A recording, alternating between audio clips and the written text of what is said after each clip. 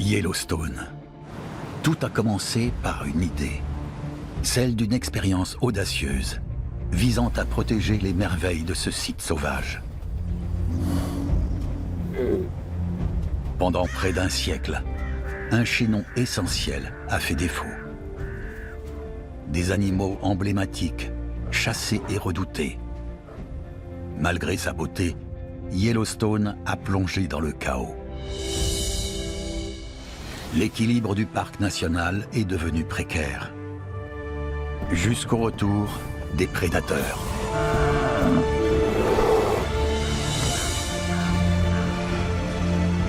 Le loup a reconquis son royaume. Les grizzlies repris leur trône.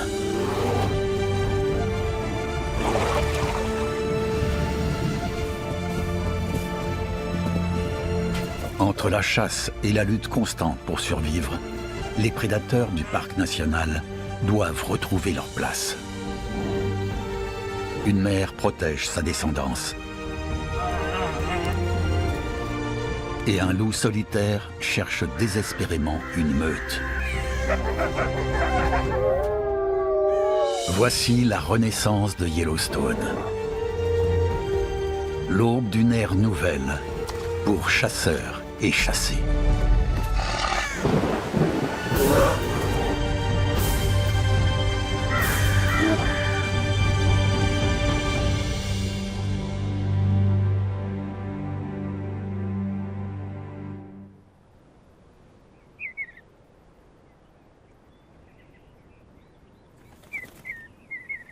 Les merles bleus azurés proclament l'arrivée du printemps à Yellowstone.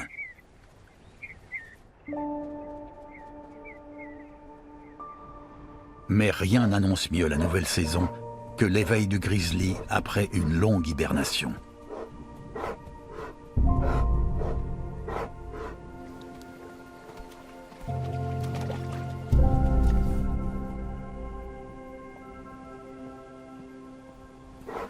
Il est affamé et une odeur des plus alléchantes l'attire dans la vallée. Son flair, 7 fois supérieur à celui d'un limier, le conduit directement à la carcasse d'un bison mort pendant l'hiver.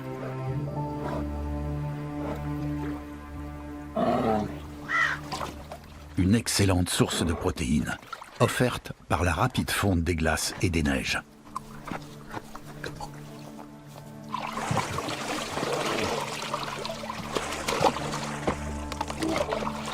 Mais elle a appâté un autre animal, un loup solitaire.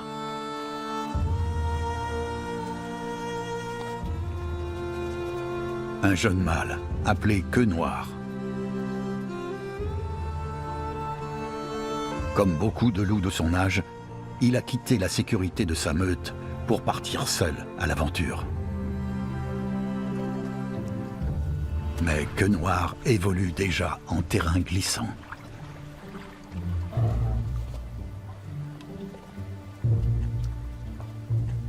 Une rencontre rare entre deux prédateurs au sommet de la chaîne alimentaire.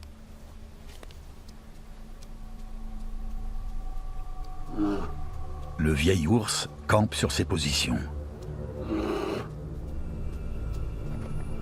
De son côté, Queue Noire compense son inexpérience par une formidable audace.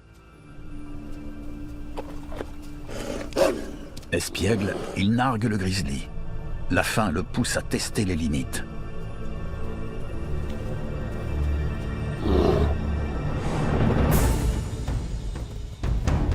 Le moindre coup de patte peut lui être fatal.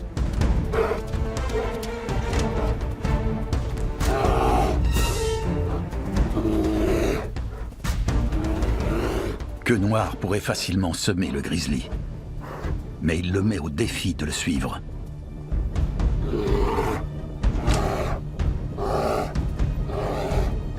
Peu à peu, il l'éloigne de la carcasse.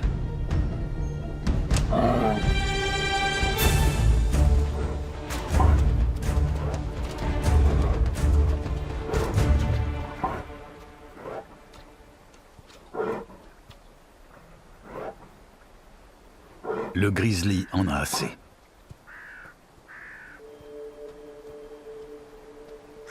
Quenoir a joué un jeu dangereux. Cette fois, sa stratégie s'avère payante.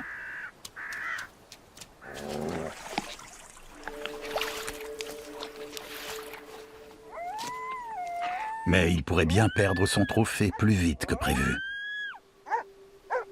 3 coyotes sont en approche. Ils ont repéré le loup solitaire et se sont alliés pour tenter de le chasser.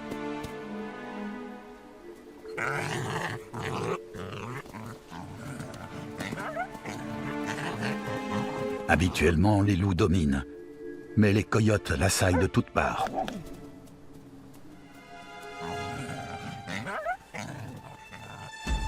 Et Quenoir n'a jamais affronté une telle meute.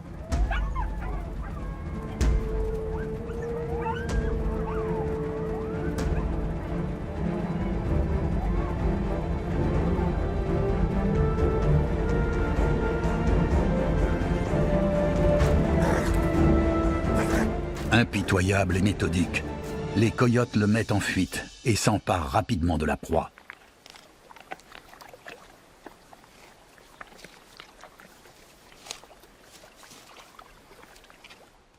Quenoir demeure affamé.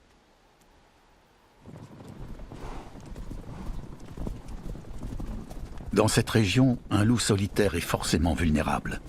Chaque instant sans allié ni territoire attitré est un danger.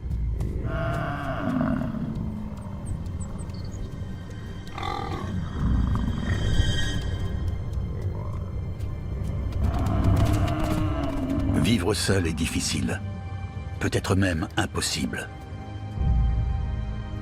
Quenoir doit intégrer une meute avant qu'il ne soit trop tard.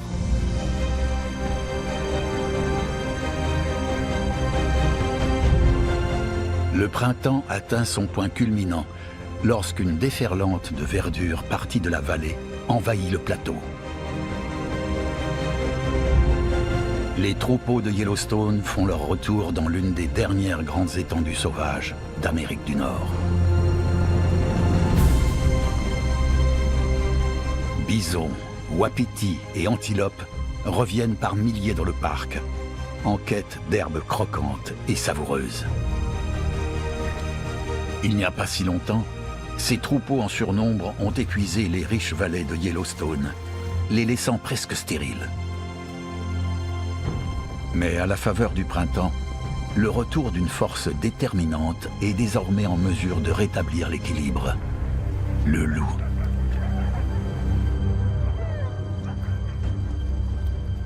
Cette meute, appelée wapiti, est la plus importante de Yellowstone. Cette famille débordante de vigueur compte déjà 20 membres et son avenir s'annonce radieux.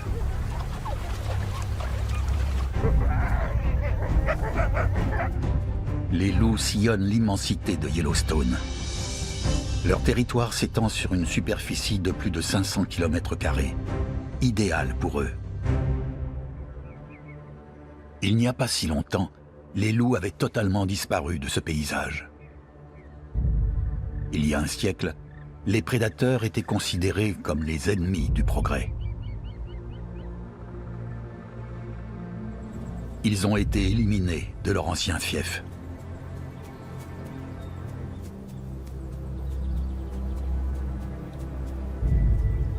Les scientifiques ignoraient encore qu'un écosystème ne peut prospérer sans prédateurs.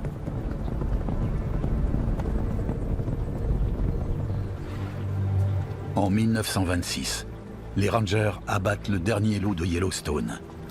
Personne ne peut alors anticiper les conséquences d'un tel geste. Mais 70 ans plus tard, durant l'été 1995, 2 traîneaux tirés par des chevaux vont transporter 15 loups sauvages capturés au Canada pour les relâcher au cœur de Yellowstone.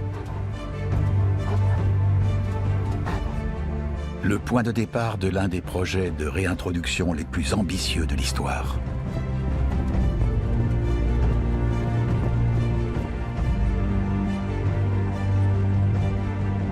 À l'époque, personne ne sait si les loups vont rester, s'ils se plairont dans un lieu qui ne leur est pas familier.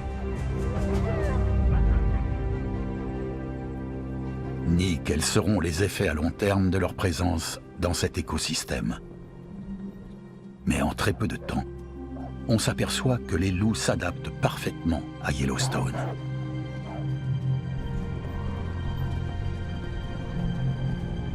Le retour de la chasse rétablit la dynamique la plus élémentaire. Un prédateur poursuivant sa proie.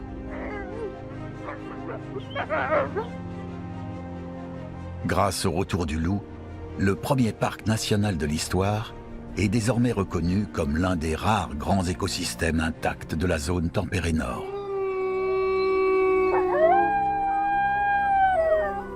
Aujourd'hui, plus de 100 descendants de cette première génération vivent à Yellowstone. Les meutes de loups régulent les troupeaux. Mais elles ne sont pas les seules à redessiner la physionomie du parc national. Très haut dans les montagnes, un autre grand prédateur gagne du terrain. Il entame actuellement son rituel printanier. Ce grizzly mâle fonce vers l'objet de sa convoitise. Une femelle. Rarement observé, le marathon de séduction du grizzly réclame détermination et endurance. Une femelle récalcitrante effectue des sprints pouvant atteindre 55 km/h. Le mâle doit garder le rythme ou risquer de la perdre au profit d'un rival.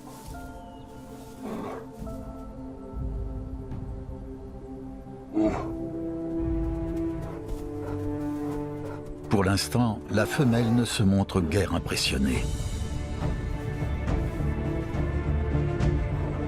Ces galanteries peuvent durer plusieurs jours.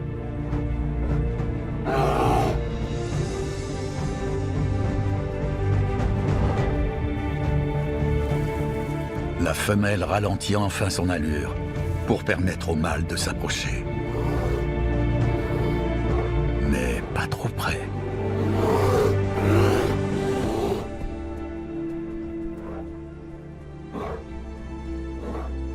Après ce long préambule, la femelle fait enfin volte-face et salue son prétendant. Sa mise à l'épreuve est terminée.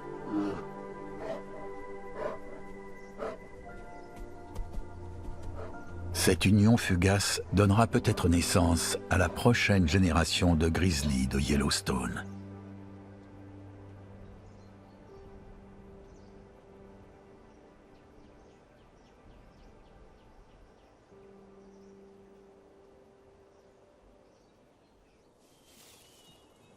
Dans la vallée, 2 oursons viennent d'émerger de leur tanière.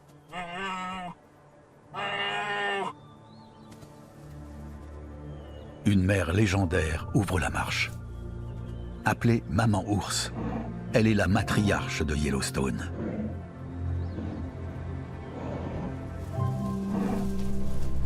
L'une des femelles grizzly les plus célèbres de l'histoire du parc. Au printemps 2010, elle est apparue entourée de 4 oursons, une des rares portées de quadruplés observées à Yellowstone. Cet exploit lui a valu sa renommée. Sa célébrité s'est étendue, à l'image de sa nombreuse progéniture. Sa fécondité a contribué à sauver son espèce de l'extinction. Il y a 40 ans, le grizzly de Yellowstone a été inscrit sur la liste des espèces menacées. Après un siècle de conflit avec l'être humain, sa population était tombée sous la barre des 150 individus à l'intérieur du parc. Mais après avoir été déclaré espèce protégée, le grizzly s'est épanoui. Aujourd'hui, Yellowstone en abrite plus de 700. À plus de 20 ans, Maman Ours n'est plus toute jeune. Elle fait partie des grizzlies sauvages les plus âgés à s'être reproduits. Et cette portée pourrait bien être sa dernière. D'autant que la population grandissante d'ours à Yellowstone a créé un nouveau défi, la compétition.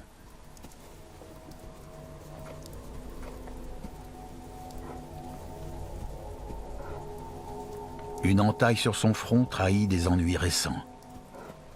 C'est la marque d'un mâle agressif. Un mâle territorial est capable de tuer des oursons pour qu'une femelle soit à nouveau en chaleur. Maman ours ne peut se permettre de baisser la garde.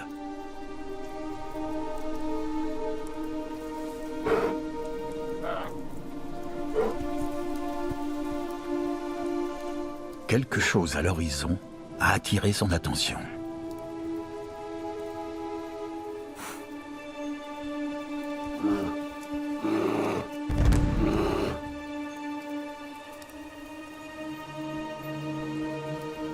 Elle a repéré la présence d'un mâle à son odeur. Il est temps de fuir rapidement.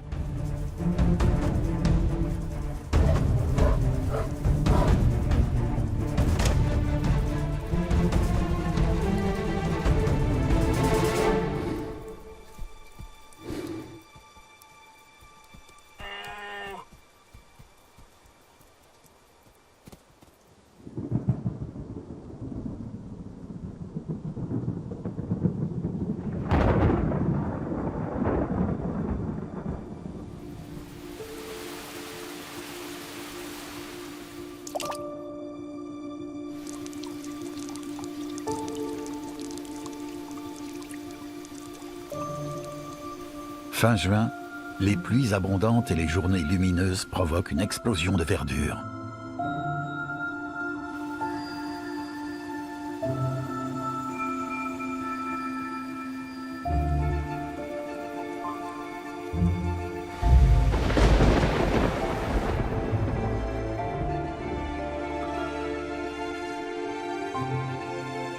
Au même moment, les troupeaux de Yellowstone accueillent de nouvelles vies.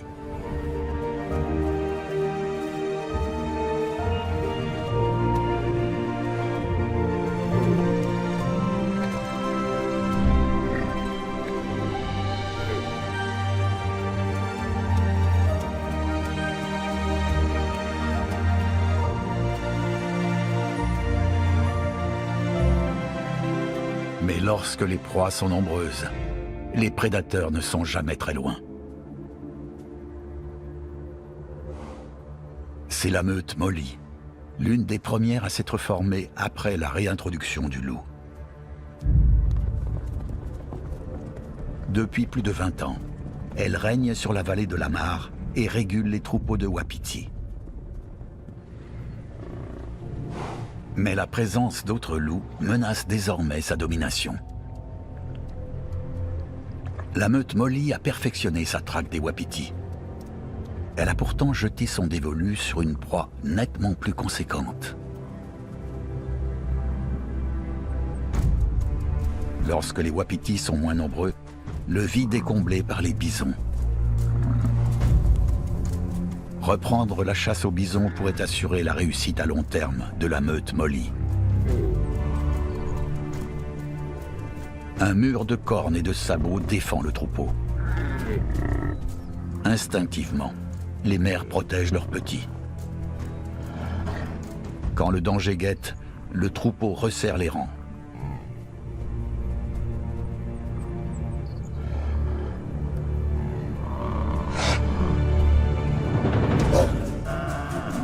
La meute sème la confusion.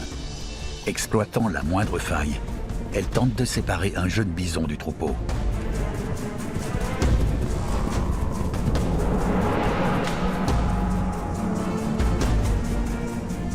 Les loups sont endurants. La traque est lancée.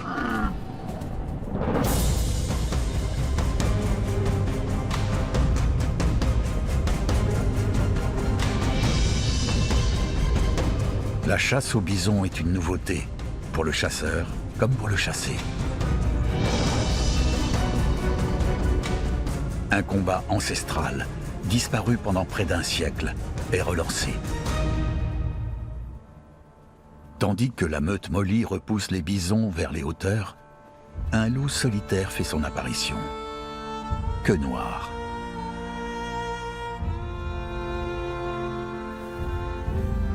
Toujours seul, toujours affamé, toujours aux abois. La meute est distraite. Il en profite pour chaparder un morceau de carcasse de wapiti. Un geste bien téméraire sur le territoire de la meute.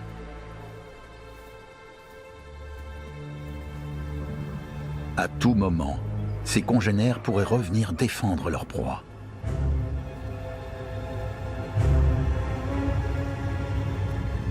L'intrus est repéré.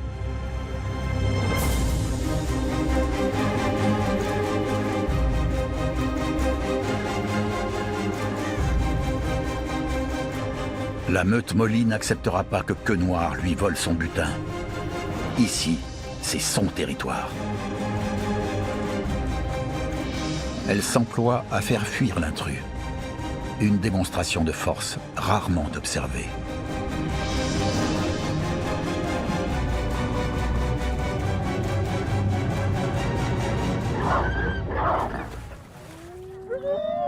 Queue Noire est acculée dans un ruisseau.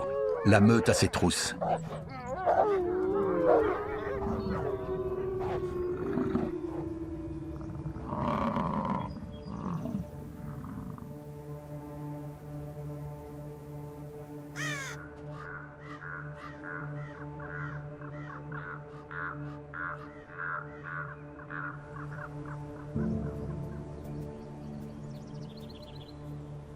En piteux état, trempé jusqu'aux os, Queue Noire peut s'estimer heureux d'être encore en vie.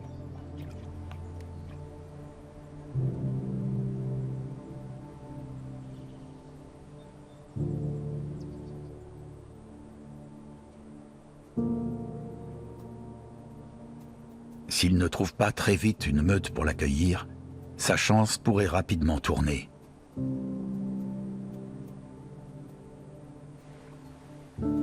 Tel est le destin du loup solitaire.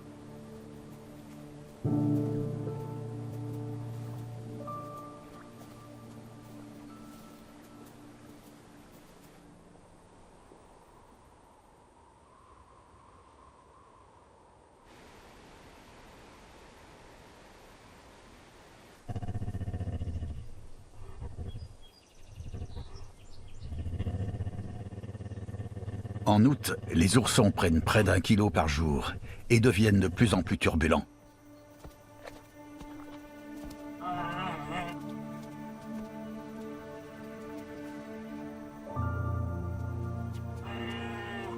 Les nourrir et les protéger est un travail à plein temps.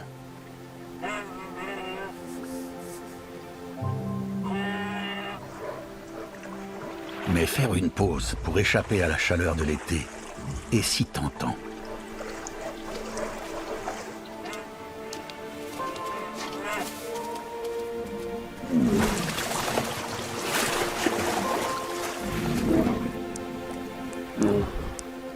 Les oursons ne semblent pas d'accord. Ils préfèrent poursuivre leur cavalcade. Il leur faut pourtant conserver toute l'énergie possible, car ils s'apprêtent à entamer un périple extraordinaire.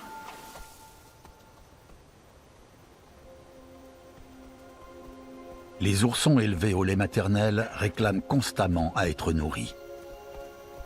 Maman ours connaît une source secrète de calories. Mais pour cela, il faut abandonner la vallée luxuriante et conduire les oursons dans un monde entièrement différent.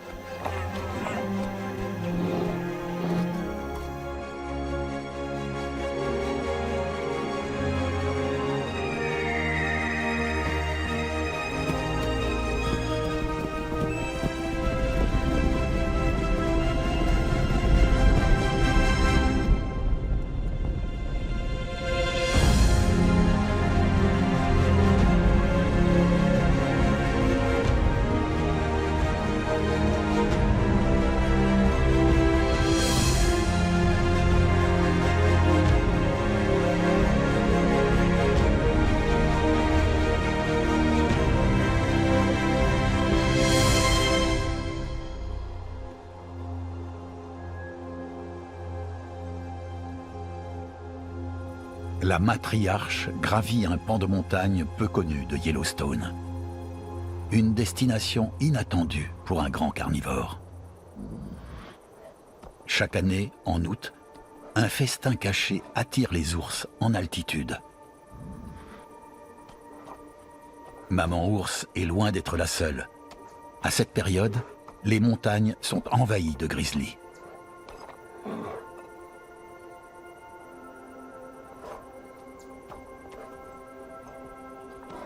À première vue, c'est un environnement stérile. Mais des taches de couleur se distinguent au milieu des rochers.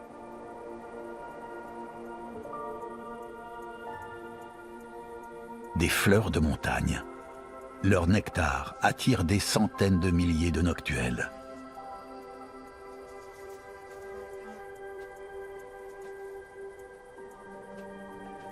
C'est pour elles que les ours ont fait le déplacement. En août, des nuées de ces papillons de nuit migrent depuis les vastes plaines. Durant la journée, ils investissent les crevasses pour s'abriter des rayons du soleil. Jusqu'à ce qu'un intrus affamé mette fin à leur tranquillité. Durant la période des réjouissances, les grizzlies dévorent chacun jusqu'à 40 000 papillons par jour, soit l'équivalent de 20 000 calories. C'est la plus forte concentration en graisse et en protéines de tout Yellowstone. Maman ours est pile dans les temps pour profiter de ce festin annuel.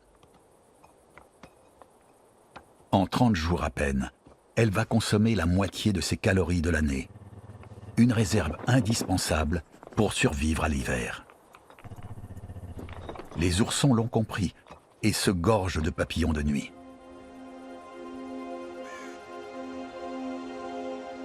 Pour survivre à Yellowstone, il est indispensable de tenir compte du cycle de la nature.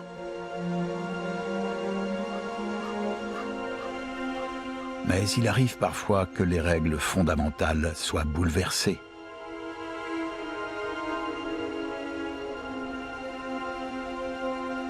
Et que la nuit tombe en pleine journée.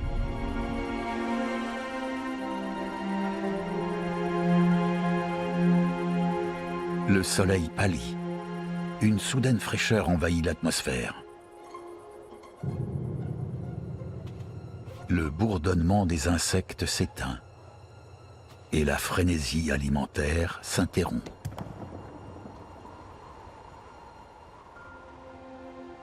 Les ténèbres envahissent Yellowstone.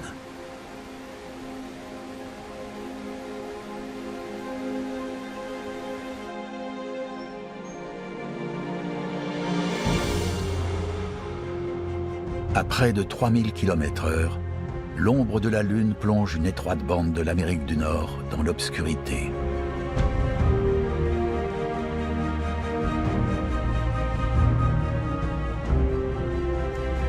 L'espace de quelques instants, Yellowstone baigne dans le faible halo d'une éclipse solaire totale.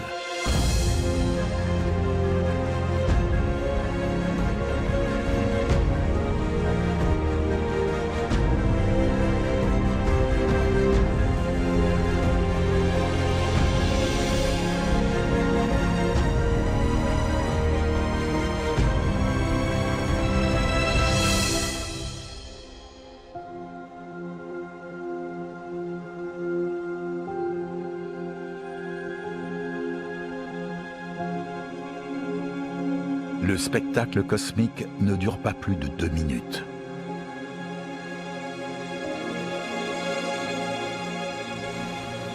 À son terme, lumière et chaleur reprennent possession du parc.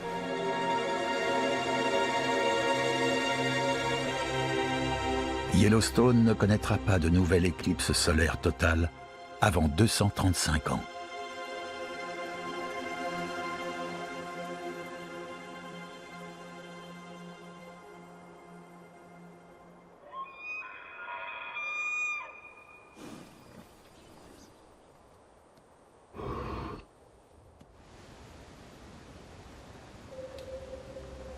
À l'automne, un nouveau cycle s'annonce. Les grands troupeaux inversent leur migration et abandonne les hauteurs.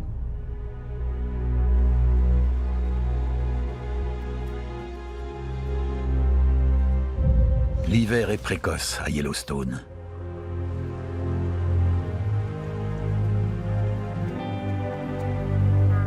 Dès novembre, la nourriture commence à se faire rare.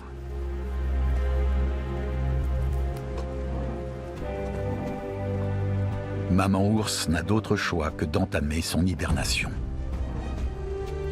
Elle s'y est bien préparée. Depuis le printemps, son poids a augmenté d'1 tiers. Au cours des 5 prochains mois, elle et ses oursons puiseront dans ce stock d'énergie. Mais cela pourrait s'avérer insuffisant. En moyenne, seul 1 ourson sur 2 atteint son 2e printemps.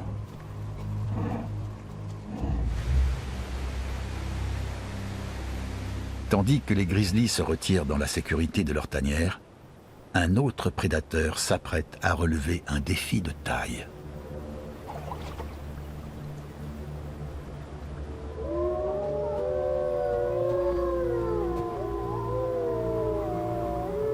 C'est la saison du loup. Alors que d'autres luttent contre les éléments, les loups, eux, sont parfaitement à l'aise. Leur succès dépend de la force collective de la meute.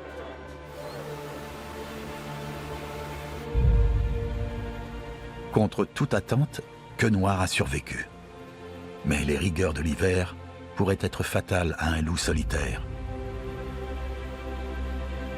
En cette période de disette, chaque repas compte.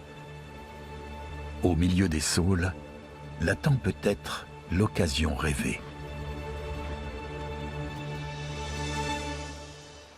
Un wapiti mâle blessé, à demi gelé au bord de l'eau. Une meute le mettrait à mort immédiatement. Mais seul, Quenoir n'a pratiquement aucune chance d'y parvenir.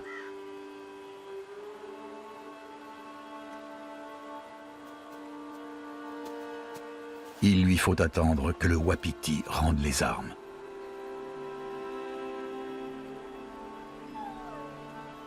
Un délai qui ne lui est pas favorable. Loin, à l'autre bout de la vallée, une véritable armée forme ses rangs, la meute wapiti. Elle compte plus de 20 loups qui se déplacent en formation, en quête d'une proie. À pas compter, ils longent la rivière jusqu'à percevoir un signal.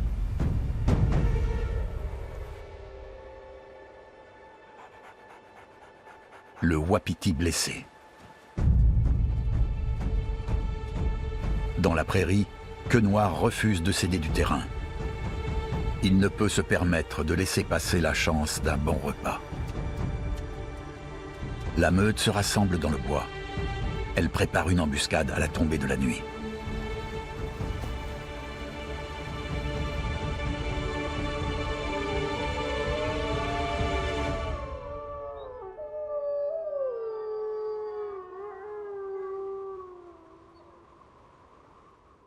Le soleil se lève sur la carcasse du vieux wapiti. L'opération de la meute s'est soldée par un succès.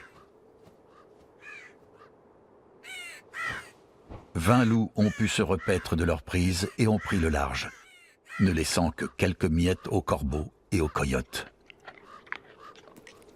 Quenoir a disparu. La meute est en route pour de nouvelles aventures. Une meute de cette ampleur ne se repose jamais. Il lui faut mettre à mort un wapiti tous les 2 à 3 jours. Mais cette fois, elle a jeté son dévolu sur un butin encore plus important.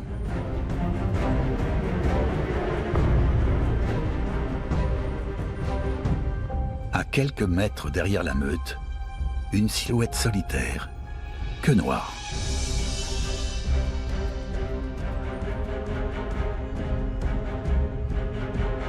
Il suit ses congénères à la chasse aux bisons.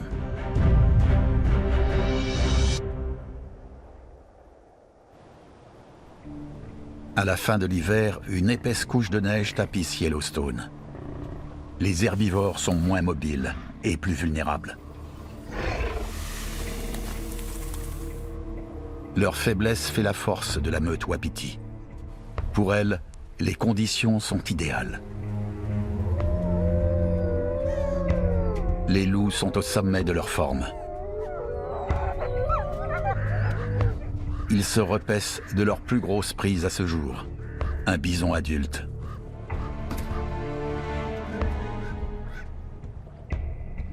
Une nouvelle ère commence pour les prédateurs et leurs proies. L'équilibre du pouvoir a basculé en faveur de la meute. À Yellowstone, rares sont les meutes ayant atteint le statut mythique de véritable chasseuse de bisons. La meute wapiti en fait désormais partie. Tandis que les alphas finissent d'assouvir leur faim, un museau familier apparaît, celui de Queue Noire.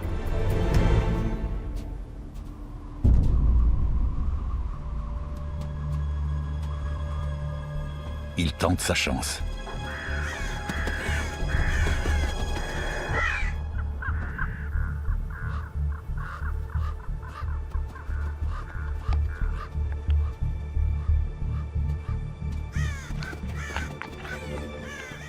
Queue Noire n'a rien à craindre.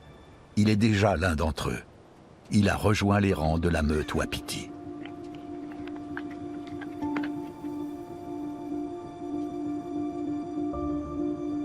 C'est un cas rare.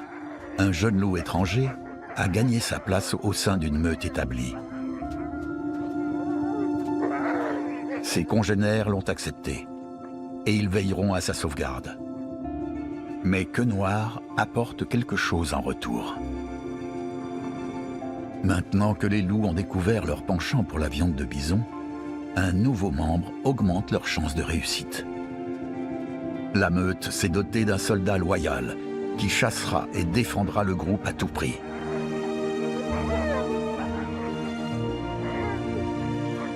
Après les épreuves qu'il a dû affronter seul, le loup solitaire s'est enfin trouvé une famille. La meute la plus puissante de Yellowstone.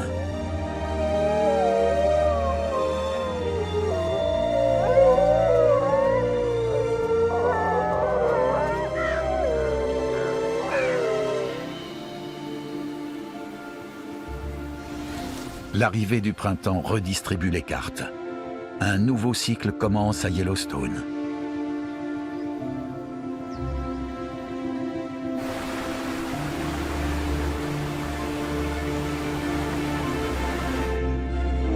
La compétition est de retour. Maman ours, entourée de ses 2 oursons.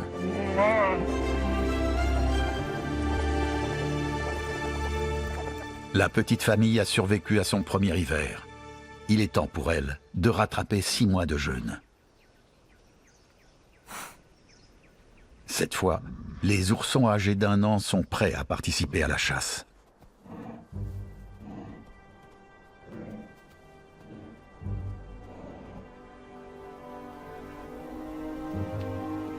Le printemps leur offre leur première occasion avec les wapitis nouveau-nés.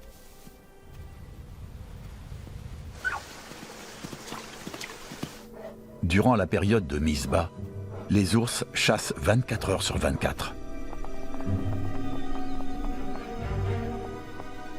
Les faons viennent au monde sans odeur.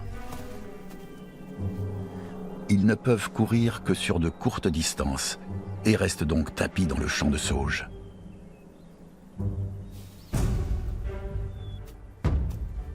Le seul moyen de les débusquer est de les forcer à sortir de leur cachette. Ce qui revient à chercher une aiguille dans une botte de foin. Un jeu que Maman Ours connaît bien.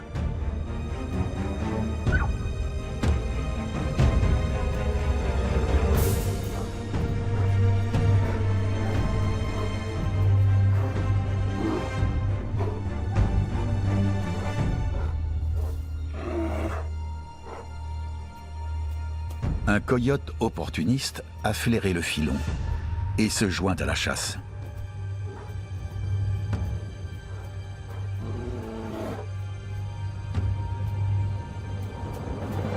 Il entame une course-poursuite.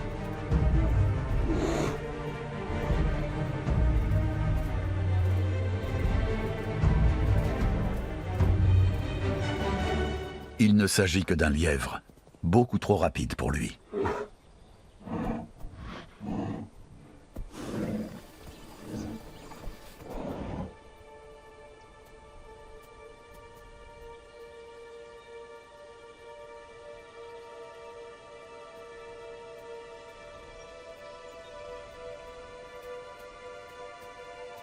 Il est maintenant sur la bonne voie.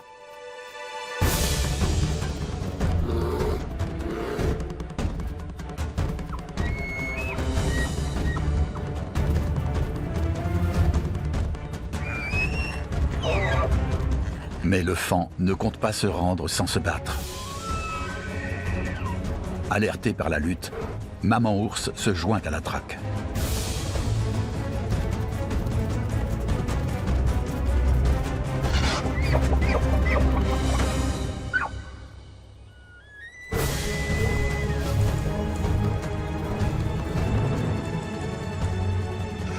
La femelle Wapiti accourt pour défendre son faon. Mais elle ne peut rien faire.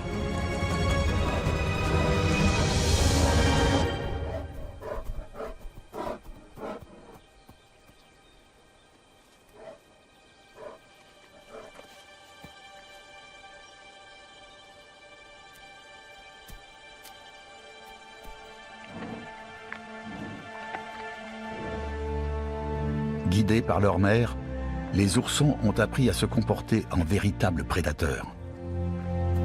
Ils vont désormais jouer un rôle vital dans l'organisation de Yellowstone.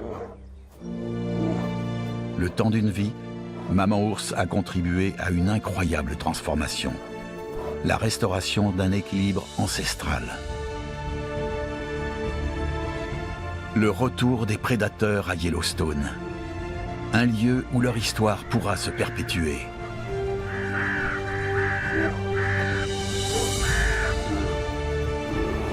Au-delà de ces frontières, de nouveaux territoires les appellent. Loups et grizzlies n'ont pas encore réinvesti la plupart de leurs régions historiques. S'ils sont libres d'agir à leur guise, leur héritage continuera de s'étendre depuis ces terres où tout a commencé, Yellowstone, le premier parc national de l'histoire.